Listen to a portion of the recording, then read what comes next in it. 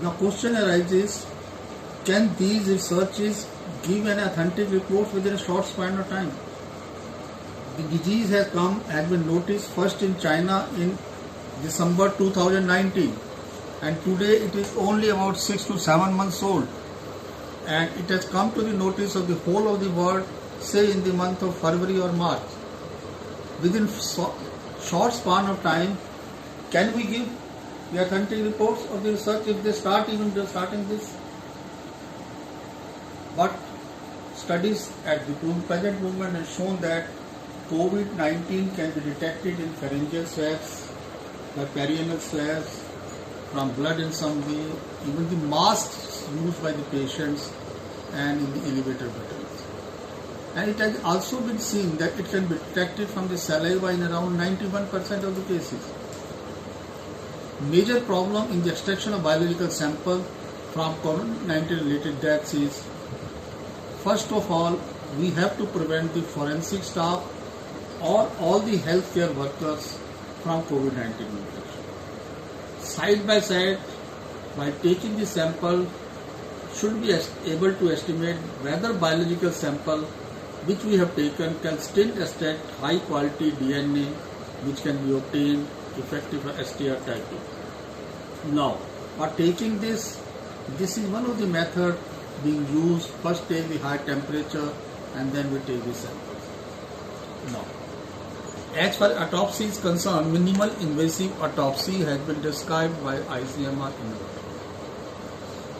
Now, it is my opinion, in these cases, virtual autopsy has a unique advantage in the examination of forensic patients who died of infectious diseases, because accumulated virtual autopsy image data are of great value to the study of pathological mechanism of diagnosis of COVID-19. As my friend was asking about histopathology, if you go for invasive, non-invasive post-mortem examination, I don't think we will be able to take out the specimen. We can only take it out the specimens not for autopsy as a birth, but as just like a biopsy in very, very rare cases.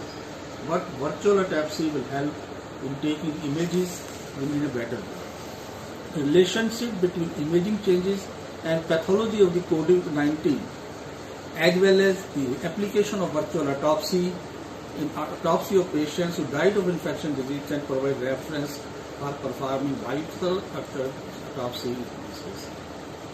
I have been told by somebody that in All India Institute is Delhi is set to study how long coronavirus can remain in the body and whether dead body of COVID-19 patients transmit infection, and it plans to conduct first ever autopsy soon on the body of the person who died of COVID. Clinical findings of the case along with various laboratory reports and imaging will help to be studied before conducting the actual autopsy, that is verbal autopsy. So far, the limited studies conducted around the world on patients who died due to COVID-19 indicate that disease damages organs such as heart, liver, kidney, brain and blood vessels. India has decided that invasive techniques should not be adopted for forensic autopsy in COVID-19 death cases, and mortuary staff are exposed to potentially dangerous health risks due to organ fluids and secretions even after taking the highest precautions. That is according to the standard guidelines issued by ICMR. These guidelines suggest that a dedicated core research group be created comprising specialists from pathology, microbiology, biomedical research, anatomy, forensic medicine and other interested clinical departments to assess resources, feasibility, infrastructure, identifying research objectives, establishing biosafety laboratories and determine efficacy, and informed consent in these cases. Since the onset of COVID-19 pandemic, scientists and clinicians have sought to better understand the virus and how it spreads. Analysis of antibodies developed against the coronavirus can offer insight into timing and extent of the illness. Each country has chosen to respond to the emergency with its own decisions. On the one hand, countries such as Italy has chosen not to perform clinical autopsies, even if recommendations to carry out autopsies have been made by the Italian Scientific Organization of Forensic Science. On the other hand, countries such as Germany have ordered mandatory autopsies on all subjects who died with diagnosis of COVID-19 infection. And India, we are also avoiding to perform the autopsies at present. As in other pandemics,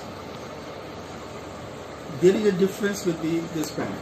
In pandemics, forensic pathologist usually deals with the morgues, mass graves and infectious disease. There is an assumption that dealing with the disease does not require the same urgency as working with ill patients. Normally that is true, but not in COVID-19. What is the role of forensic pathologist in a pandemic?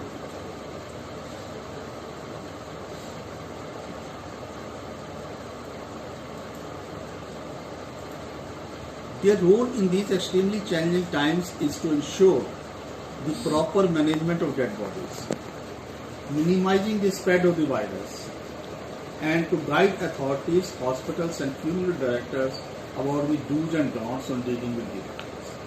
These are the main roles which a forensic person should do. There is general assumption in medicine that dealing with disease does not require the same urgency as working with an acute ill patient. But here it is different, because here the postmortem has to be done or the body has to be disposed of. However, in pandemics like COVID-19, large bodies of number of deaths can quickly exceed local capacities if not managed in a timely way, as it has happened previously in the area. With highly infectious disease, it is urgent that the postmortem procedures from death examination, certification, registration and release of the dead body to safe cremation act properly and smoothly as possible. Are the bodies of COVID-19 victims suspicious? A question is. While a lot is known about the coronavirus family, much is yet to be understood about the transmission and effects on the virus that will cause. We do not know whether human remains are infectious, but the likelihood is high.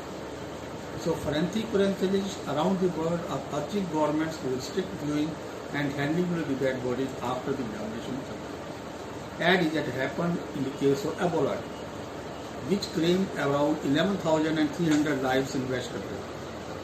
Handling of dead body was one of the main modes of transmission of the disease. So we took the lesson from it. Coming to testing for COVID-19, there are usually three types of methods presently used in the case of testing for COVID-19. Age-old method RT-PCR, then rapid diagnostic test based on antigen detection, and rapid diagnostic test based on host antibody detection. RT-PCR test, as we know, it analyzes the diagnostic method to date virus nucleic acid RT-PCR, which represents the standard method used to ascertain the COVID-19 in the living subjects and corpses. Even this technique has several criticisms. Mainly the staff should be highly specialized, working in a high throughput settings, able to handle high workloads and aware of health risks. The PCR technique, that is polymerase chain reaction method, is considered the gold standard for the detection of different viruses, considering that this technique both high sensitivity and sensitivity. In these cases, RNA virus such as COVID-19 real-time reverse transcriptase is the gold standard method for diagnosis. And it is important to note here that the application in postmortem samples was previously described. These studies revealed that the investigation can be useful confirming COVID-19 positivity persistent even after death. Now coming to the rapid diagnostic test based on antigen detection. This test has been started for COVID-19, which involves taking samples from the nose, throat and lungs. Rapid diagnostic of sample of the laboratory respiratory tract of a person helps to detect the virus antigens related to COVID-19. This ensures a speedy and accurate diagnosis, and its use is CDC approved. These antigen tests usually provide results diagnosing an active coronavirus infection faster than molecular tests. but antigen tests have a higher chance of missing an active. If the antigen test shows a negative result, that indicates you do not have an active coronavirus infection. Your healthcare provider may order a molecular test to confirm the result, whether the disease is still virus is still there. Now, we have the third type of test, rapid diagnostic test based on the post-antibody infection. Actually, this test detects the presence of antibodies in the blood of COVID-19 infected people. The strength of antibody response depends on several factors like age, medication, infections, etc. Antibody tests may provide quick results but should not be used to diagnose an acute infection because these tests are usually positive after at least 1 month of infection. This is actually the table which shows the different types of tests. This molecular test, antigen test and antibody test. In first molecular test, nasal swab is taken. In antigen test, nasal swab is taken. Antibody test, blood is taken. And as far as the molecular test, it results take same day or within 2-3 days.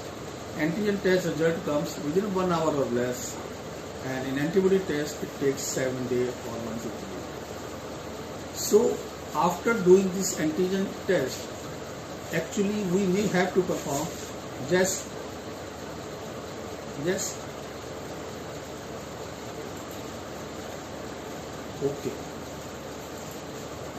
okay.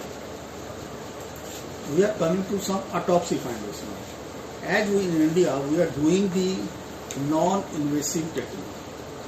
But there are some countries where we do allow the doing the postmortem. And in these countries, they have shown that they have taken the lung tissues and some changes have been found, that is especially in the Germany and Italy, that there was some changes in the lung tissues. Now, coming to few words about coronavirus. A vaccine is usually not approved for public use till it completes 3 phases of human trials. And each phase normally runs for several months. Phase 1 trial assesses the safety of the vaccine in human beings and usually carried on small number of people in a range of few dozens and runs for a few weeks to few months. And phase 2, it is regarding the ability to trigger immune response against the disease, and in this about few hundred cases are there. And third and final phase is usually conducted over several thousand volunteers. One group of volunteers are injected with the vaccine while another group is given it. The volunteers in all these cases go about their normal lives and assessed a few weeks later to see whether that group had been injected with the vaccine had shown any particular resistance or not. Now, you must be knowing Madam Soumya Swaminathan from WHO, who were answering the questions social media platforms, also said that testing vaccine for safety and efficacy is usually years-long process and could be accelerated to just 6 months or 7 months in the midst of epidemic, if data is satisfied the regulators that they have enough information. Still, she said safety would be paramount, while speed is important. It cannot be at the cost of compromising on the safety of the efficacy standard. But keeping all these things in mind, there are more than 200 COVID-19 vaccines are still in the process of development, and with around, out of which about 2 dozens are in human trials, and handful are now entering into late-stage studies in some of them. Russia has said that presently we will come out with the vaccine on 10th to 12th August. And India is also one of the countries which has been reported to come out with the vaccine within the next month. And with this, I can say that it is very premature to say whether we will be able to get the vaccine of good quality, but we must believe in the company and our scientists that surely and certainly earlier we will get the vaccine. These words I stop with the presentation. Thank you.